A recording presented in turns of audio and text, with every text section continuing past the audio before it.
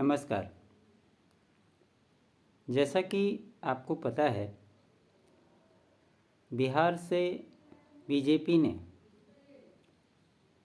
लवकुश रथ यात्रा को रवाना किया।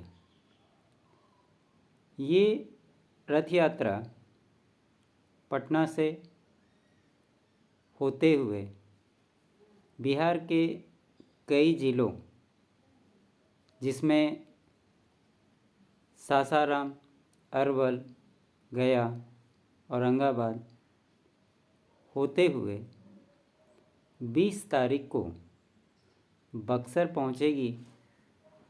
वहां विश्वामित्र आश्रम में आशीर्वाद लेते हुए यूपी के गाजीपुर, सुल्तानपुर होते हुए 22 तारीख को अयोध्या पहुंचेगी। क्या ये रथ यात्रा नीतीश कुमार के समीकरण को बिगाड़ने वाला है? इसको ये कितना प्रभावी बनाता है? और इस समय में लवकुश यात्रा ही क्यों? ये एक बड़ा सवाल उठता है।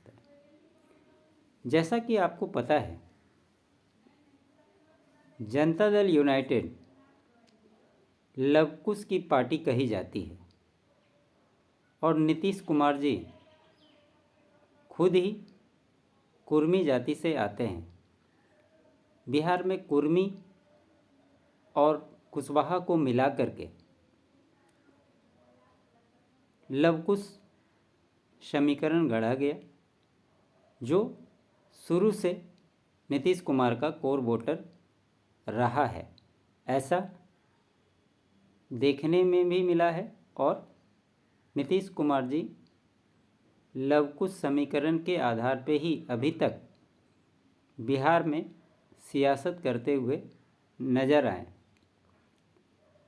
इसको आंकड़ों से आप इस प्रकार समझ सकते हैं कि अभी जो जातिगत गणना हुई उसमें कुर्मी जाति की संख्या 2.87% है, जबकि कुशवाहा जाति की 4.21% है। अब अगर सरकारी नौकरी की बात करें तो इसमें जो यहाँ की ओबीसी जातियाँ हैं उसमें से 3 जातियाँ बहुत ज़्यादा प्रभावी है। इसमें यादव जाति की हिस्सेदारी करीब करीब 45.5% है। कुर्मी जाति की हिस्सेदारी 18.5% है और कुशवाहा की 18% है। अगर आप इस तीनों को जोड़ देंगे तो करीब करीब 83% इनका वोट प्रतिशत आता है, जो कि सरकारी नौकरियों में विभिन्न पदों पर कार्य कर रहे हैं।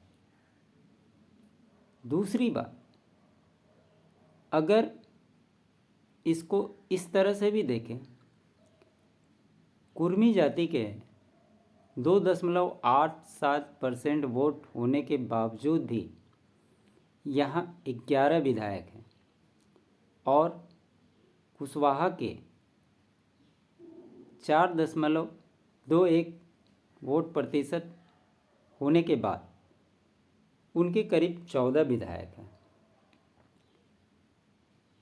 अब इसको कैसे समीकरण में गढ़ा जाए, उसका एक दूसरा एग्जाम्पल मैं आपको देता हूँ।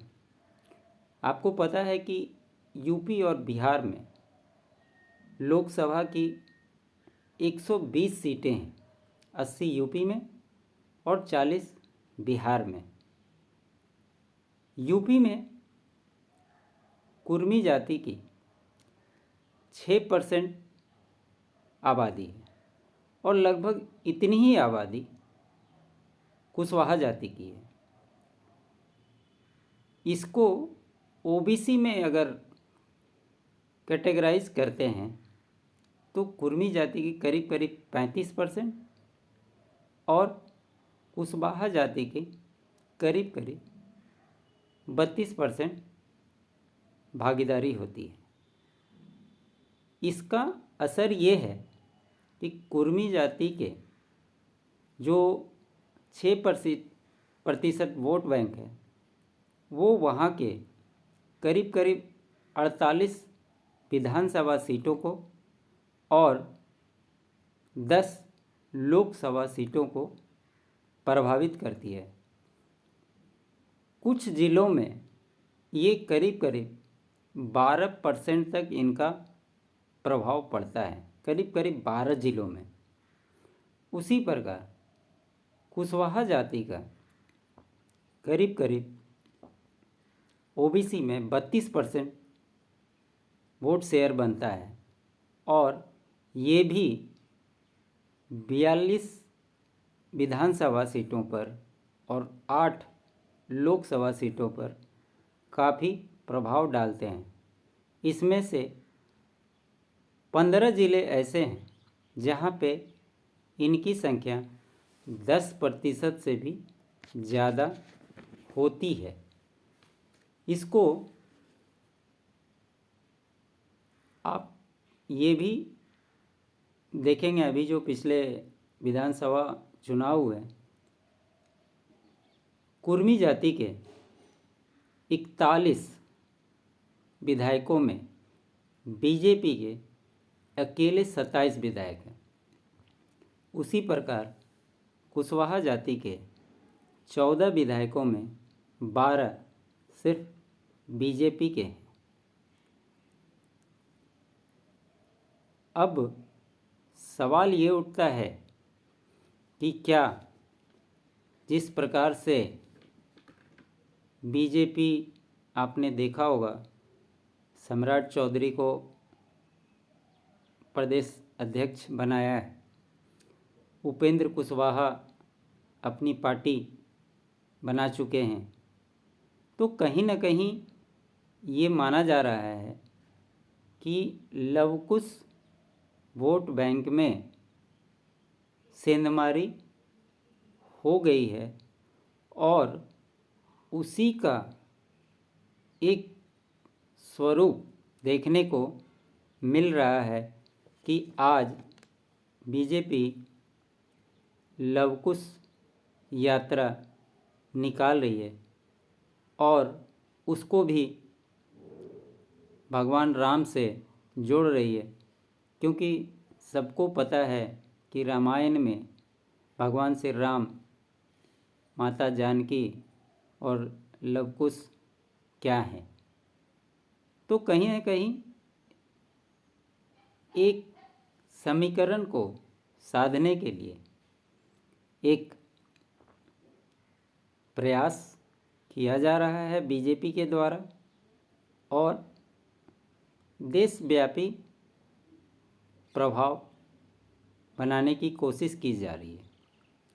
अब इसका असर यूपी और बिहार में आने वाले लोकसभा में क्या पड़ता है, ये देखना दिलचस्प होगा।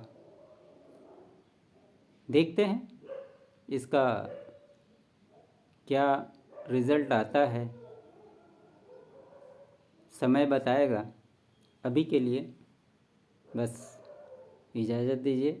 आप लोगों का जुड़ने के लिए बहुत बहुत धन्यवाद।